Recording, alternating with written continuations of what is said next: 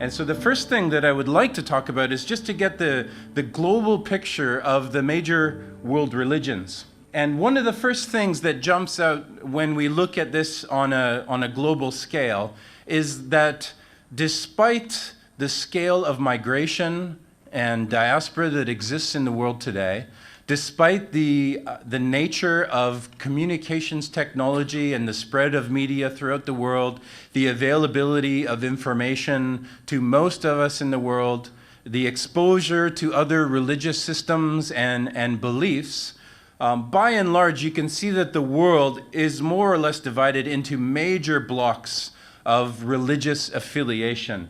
And here you can see where the Muslim majority tends to be concentrated, likewise with Hinduism, Buddhism, and of course Christianity in the broadest sense of the definition of Christianity, and that is anyone who would self-identify as a Christian of whatever denomination. And you can see that these tend to be congregated into major blocks. But let's drill down a little into the specifics of these major world religions.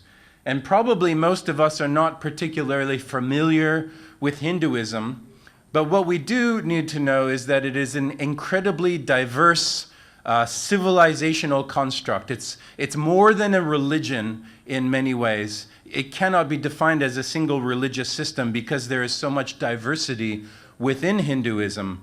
But what we need to point out about Hinduism is that the vast majority of the Hindus in the world live in India specifically and South Asia generally. So you might see that these colors are made up of tiny little dots. Every one of those dots represents 50,000 people of that faith profession.